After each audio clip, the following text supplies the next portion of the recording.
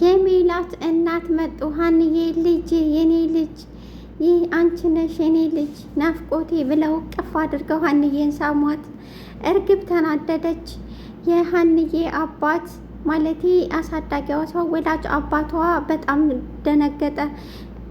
አያቷ ልጅ ብላ ስታቅፋት ይሄ ነገር የእኔ ብቻ ስሜት እንዳልሆነ በቃ የኔ ስሜት ብቻ አይደለም አለ። ሰላም ሰላም የቻናል ቤተሰቦች እንዴት ናችሁ? ሰላማችሁ ብዝት ይበል። ላይክ ሰብስክራይብ በማድረግ ቤተሰብ ሆኖ ሀንዬ አያቷ መጣችላት። አያቷ የኔ ልጅ ብላ እየደባበሰች እያለቀሰች ሳመቻት። ሀንዬም በጣም ደነገጠች። የሚሆነውን ነገር ማመን አቃታት።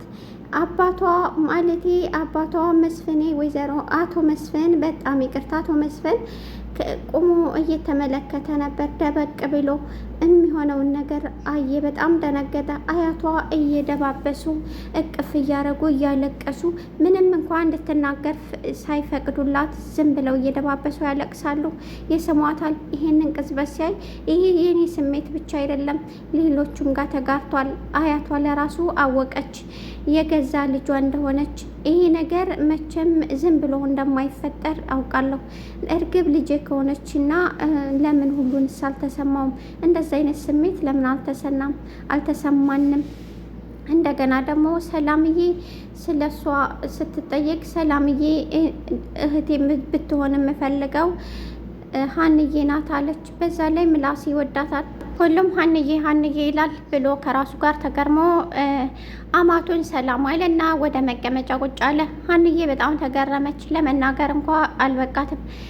ቡና ላምጣላችሁ ብላ ኧረ እኔ ቁጭ በይ። የት ነው? የምን ቡና ነው የኔ ልጅ? ነይልኝ ከጎኔ ብለው ቅፍ አደርጓት።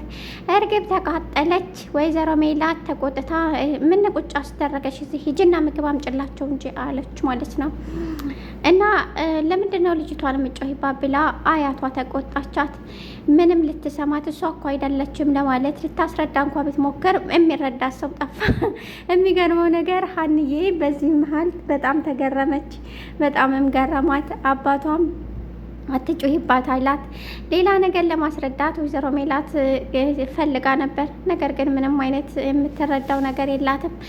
ማለቴ ማዳመጥ አያቷም እናቷ ማዳመጥ አልፈለገችም የወይዘሮ ሜላትን።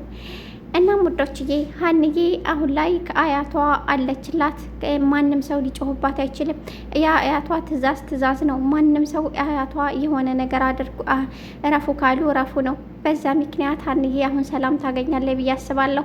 ወይዘሮ ባዩሽ ምን ሊወጣት ነው ከዚህ በኋላ?